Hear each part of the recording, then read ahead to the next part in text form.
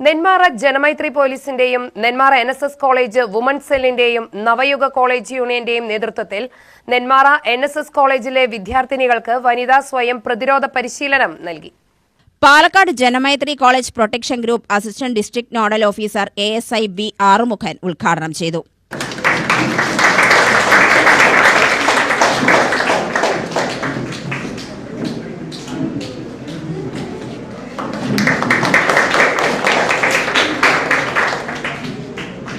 നമസ്കാരം. നമസ്കാരം.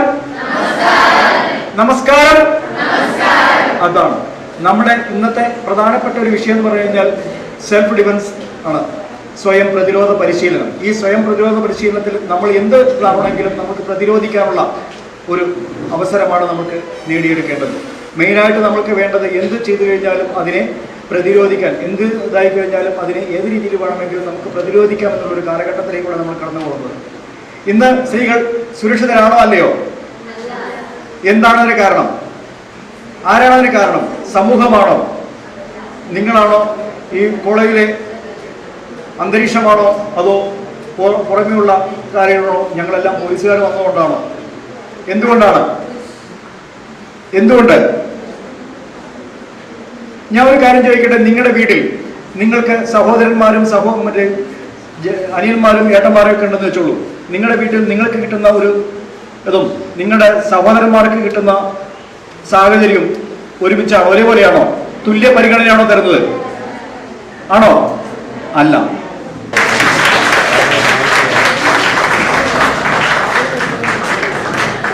NSS കോളേജ് പ്രിൻസിപ്പൽ ഡോക്ടർ വി ശാലിനി അധ്യക്ഷത വഹിച്ചു. Janamaithri beat officer G Anoop, ASI Sarala, art adviser Deepthi, women's cell കോർഡിനേറ്റർമാരായ N Menon, college union vice chairperson Varsha എന്നിവർ സംസാരിച്ചു. പാലക്കാട് ജില്ലാ സെൽഫ് ഡിഫൻസ് ടീം അംഗങ്ങളായ ASIമാരായ സരള, ജമീല, സിവിൽ പോലീസ് ഓഫീസർമാരായ ബിന്ദു, സജിത എന്നിവർ പരിശീലനത്തിന് നേതൃത്വം നൽകി. പുറകുള്ള കാല് മുന്നിലേക്ക് വെക്കുന്നു. അതോടൊപ്പം കൈ അടിയിലൂടെ ട്വിസ്റ്റ് ചെയ്ത് ഇടത് കൈ സപ്പോർട്ട് ചെയ്ത് പിടിച്ച് നിൽക്കുന്നു. ഇത്രയും ചെയ്താ അടിയിലൂടെ ട്വിസ്റ്റ് ചെയ്ത്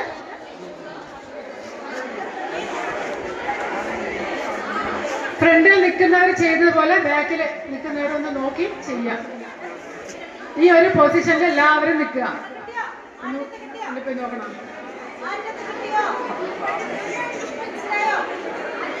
നിങ്ങൾ സംസാരിക്കണ്ട. സംശയം ഉണ്ടെങ്കിൽ ഇങ്ങോട്ട് ചോദിക്കാം.